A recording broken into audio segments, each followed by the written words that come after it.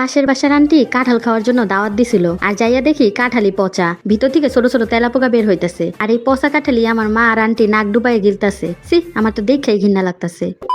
তো যাই হোক, আজকে পাশের বাসার আন্টি দাওয়াত দিছিল, তো সেখানে এখন যাইতেছি। আর আগেকার দিনের মুরব্বীরা বলতো কোথাও দাওয়াত দিলে বাসা থেকে না খেয়ে গেলে নাকি খাবার জোটে না। তো এর জন্য যেহেতু ফলের দাওয়াত দিছে, তাই আমি বাসা থেকে একটা কলা খাইতে খাইতে যেতেছিলাম। তো চলে আসছি, তো আইসা দেখি আন্টি গেটই খুলে নাই। এরপর আমি আরো 3-4টা বেল দিলাম, তারপর গেটটা খুললো। তো এরপর বাসার মধ্যে ঢুকে পড়লাম। আর ঢুকার পরে প্রথমেই আমার নজর গেছে কাঁঠালের দিকে। তো আমি কাঁঠাল দেখে পুরাই অবাক, কিরে ভাই কাঁঠাল অর্ধেক কিনলে গা? কই আন্টি আরো আমার বারবার কইলো, মা আমাদের বাসায় আইসো, একটা কাঁঠাল রাখছি, আসলে সবাই মিলে ভাঙ্গা খাবো নে। আমি আরো চিন্তা করলাম, আজ তো একটা কাঁঠাল রেখে দিছে, আর এখানে আইসা দেখি অর্ধেক কাঁঠাল খাইয়া রেখে দিছে। এরপর ভালো মতো বিশ্লেষণ করলাম আর দেখলাম, ওমা কাঁঠাল দিয়ে ছাতা পড়ে গেছে। মানে কি, শুধু ছাতা না, এখানে নষ্ট হয়ে গেছে, এমন গন্ধ ছুটছে যে আমার পরে ঠেইলা বমি আই পড়তেছে। আর এদিক দিয়ে আন্টিরে কইতেছে, আন্টি কাঁঠাল তো পচা, আপনি কি খাওয়ার লেগে ডাক দিয়েছেন, পচা কাঁঠাল? কইতেছে, আরে না মা, কাঁঠাল ভালো আছে, খাইয়া দেখো খুবই মজা। তা আমি তো খালি মনে করার আগে ফুলতাছি, কিছু কইতে পারতাছি না যে এটা কি কাঁঠাল খাওয়ার লেগে আমার ডাক দিল। আমি আরো খুশিতে খুশিতে আইলাম। এমনিও তেমন একটা কাঁঠাল আমি পছন্দ করি না, তার মধ্যে আবার এই পচা কাঁঠাল। আর কাঁঠালটা খোলার পরে দেখো কাঁঠালের ভিতর থেকে গুড়ি গুড়ি তেলাপোকা বের হইব। তো যাই হোক,